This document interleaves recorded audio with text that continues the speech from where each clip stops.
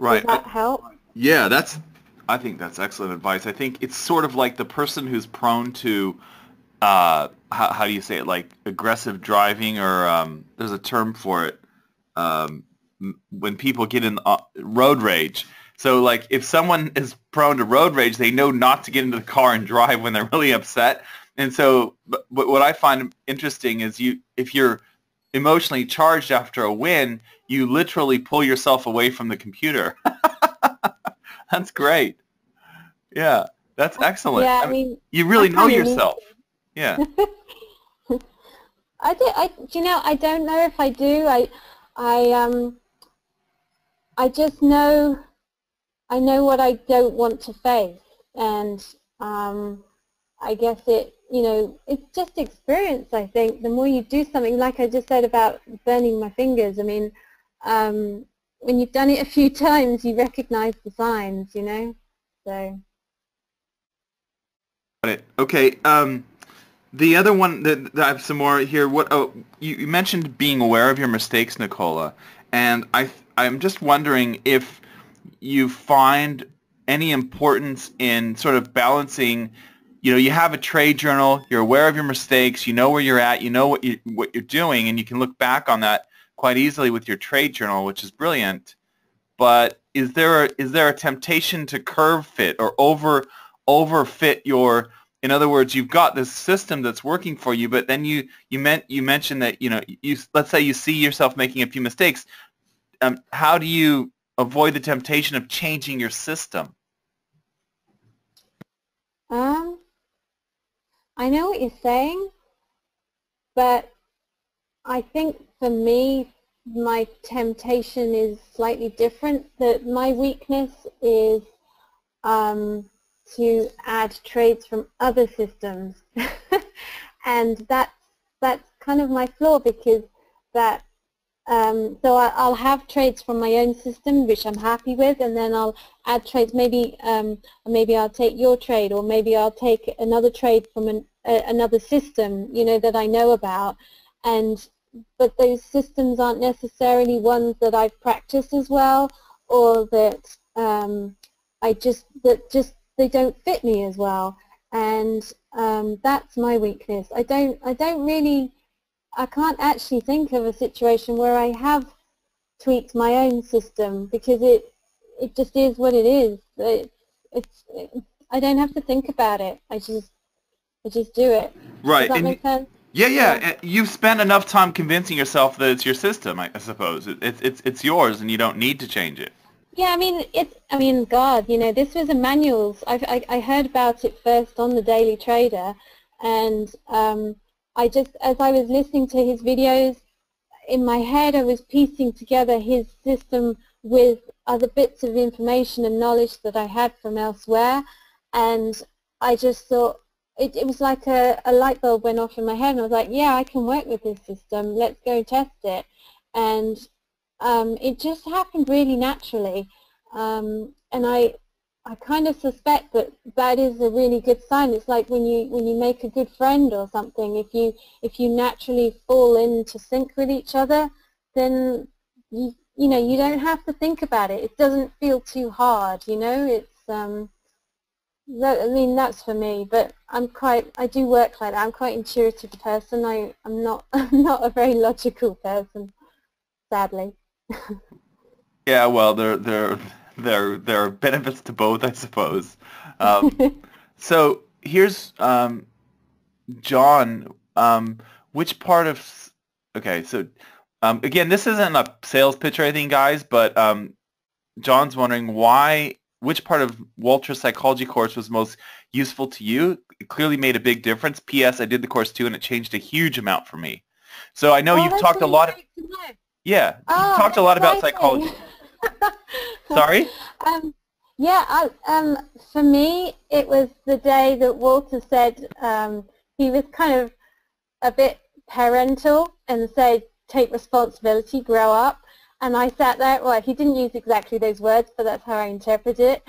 And I sat there and I thought, oh my God, he's right, because I mean, okay, I'll just open up and say this, but one of my problems was spending too much money in my personal life, and when Walter said that, I thought, what am I doing? I don't need to spend this money, and it really, I don't know, it just changed something inside of me, and I just pulled my socks up and got serious. I can't really tell you why.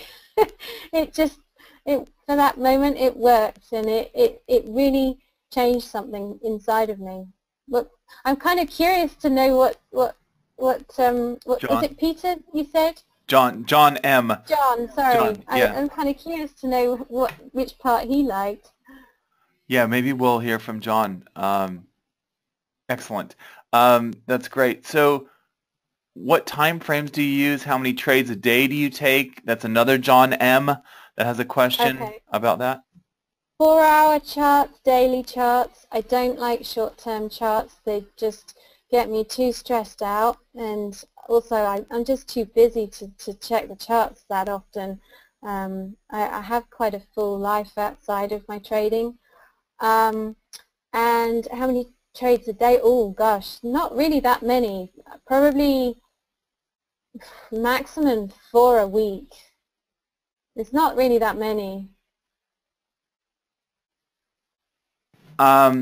If you a few people are having audio difficulties, probably the best thing to do is check your settings and see if you can change the audio, or log out and log back in. I apologize for that, but most people here can hear fine. It's just a few people that are having audio difficulties. So sorry, Nicola, did I cut you off there? That's okay. No, I was just going to say I do look at all the pairs, well, the pairs that my broker offers, but I pretty much stick to the pound, the dollar, the euro, and I don't really like, I've really I've been really put off the Swissy recently, but I wasn't really liking it before that anyway. I prefer the trades, the pairs that trend the most and that have the most liquidity, really. Got it. Caroline is wondering, Caroline mentions, I agree that psychology is the main driver, as I see. That was my problem with bringing the account up. May I ask whether you will write down your emotions at the time of taking your trade? Is that important to you? I have done. I'm not doing that at the moment, but I do write down what I was doing at that particular time. Like, was I on holiday? Was I, you know, was I rushing around? You know, so I do write down stuff like that. At the moment, no, I'm not writing down my emotions, but I do pay attention to them. I mean, you know yourself whether you are in balance or not, whether you're having a stressed out day. I mean, you know, if you're yelling at the cat, it's probably a sign that you're not quite yourself. You know, it's you know, if you know your own behaviors, you just, yeah. And I've got Sudendro was wondering about the instruments. You've talked about that. What is the time period you tripled your account? It was December till now, right? So essentially 4 months? Correct, yeah. Yep. What would be the biggest size of your trade? Have you ever a liquidity issue that caused slippage?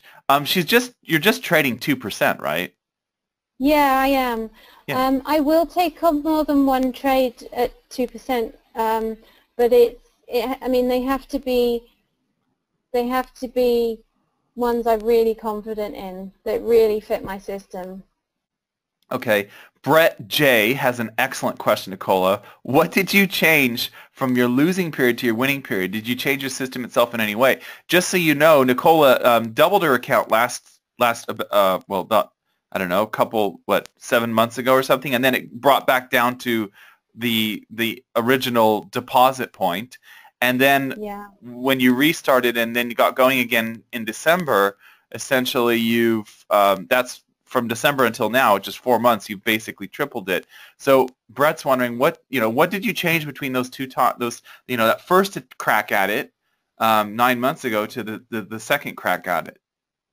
I take a lot fewer trades. Back last year, I was doing a lot more trades, and now I really cherry pick my trades. That's why I don't take that many trades, because I wait for the ones that are that seem the best ones to me. I feel a desire to get in on every single trade, but I fight that desire and I say, no, I'm going to choose one. And I think that's actually probably one of the biggest differences I've made. The other one is to keep my lot size down. I don't go chasing. I'm not trying to be, I'm not trying to have this massive account overnight.